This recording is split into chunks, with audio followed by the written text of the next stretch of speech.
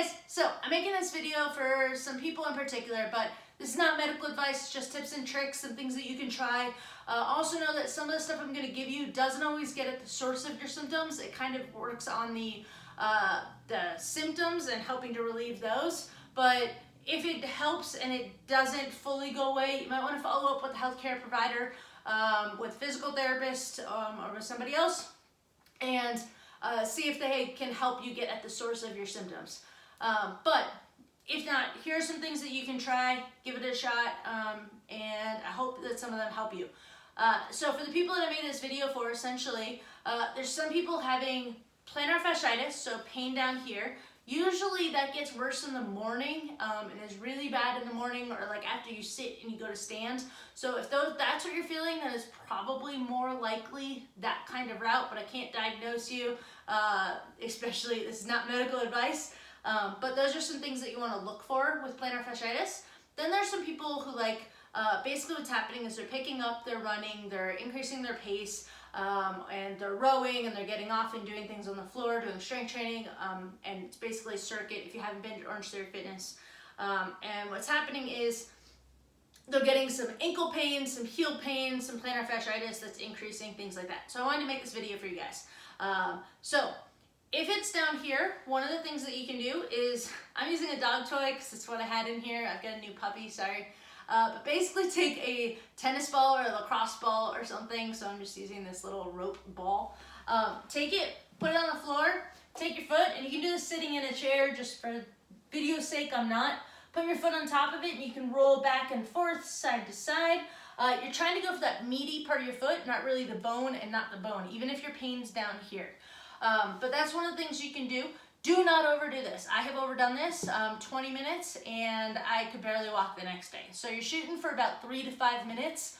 You can also do this with, some people put a water bottle in the freezer and then they get the icing and the rolling at the same time. So there's a lot of different techniques, things you could try for that rolling. Just don't overdo it. So if it's really, really, really tender the next day, you might want to back off and wait a day, but shoot for about 3 to 5 minutes each day kind of thing. So that's one thing you can do. Now, some of them are saying that they're experiencing some symptoms more on this inside of near their ankle bones. My ankle bone's right here, and they're kind of below it or to the back of it. Now, those are slightly different muscles. The muscles are actually in the calf, in the leg, and they come down and they turn into tiny little tendons as they go into the foot, and they go in different areas. So you have different ones going in different areas. So for those people who that's kind of where your symptoms are, I'd actually recommend the rolling, but on the inside. So you just kind of go like that. So it's a little bit more funny of a position, but you're just rolling that inside part up and down. You don't really want to come all the way up to the knee, but all of this is fair game. You're gonna get a little bit of calf too. You're trying to kind of go right this way of that big calf muscle. So you can also roll the calf if the calf is tight, nice and simple, just like that. And if you find certain spots that kind of feel a little bit more tender, you can take your ankle and go up and down like you're pumping a brake. And that sometimes helps as well, just doing 3 to 5 of those kinds of things. Now, the next things that you could try is stretching parts. Now, if you're having more Achilles or back here type of things, and or the plantar fasciitis, the thing is the muscles here, I explained how the muscles are here and they turn into tendons and go into the foot. Well, for plantar fasciitis and for like Achilles type of things, so a little bit more back here, the muscles here, your big calf muscles, they turn into the Achilles. They turn into a tendon called the Achilles tendon, and they attach under the heel. Now, the tissues and the muscles on the bottom of the foot also attach onto your heel, and that's why some people get their pain right about here. But you've got muscles attaching from this side, and you've got muscles attaching from this side, and it's just pulling the heel in both directions, essentially. So you want to try and kind of get at both of those things. So if you do one without the other, they end up kind of undoing each other, and you're wasting your time a little bit.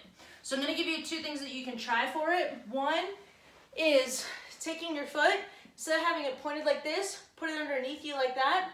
If this is good for you, stop here. If not, you can always lean back. I've got a lot of flexibility. I don't have problems in this area. So essentially for me, I can get pretty far back and not feel a stretch.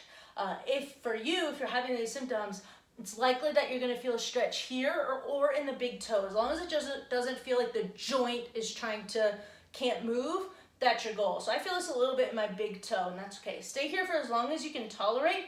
Usually about 3 to 5 minutes is good for this. Start with 30 seconds if you need to. My husband starts at 30 seconds, and now he's up to about 4 minutes. So there's that one, and that gets this bottomy part. Then you want to get the top part. So to get the calf, you're going to do it 2 different ways. Put your hands on a wall.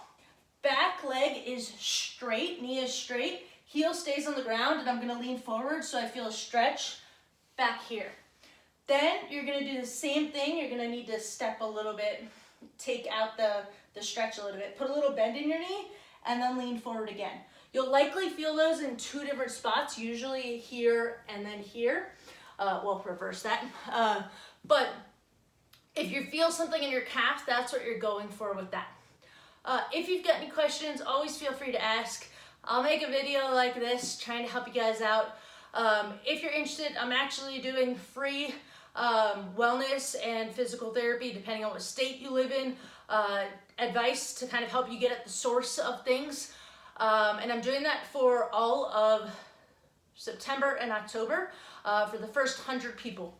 So if you're interested in that, please feel free to reach out, let me know, comment, reach me on Facebook. I'm Amanda Painter, the Rowing Doc.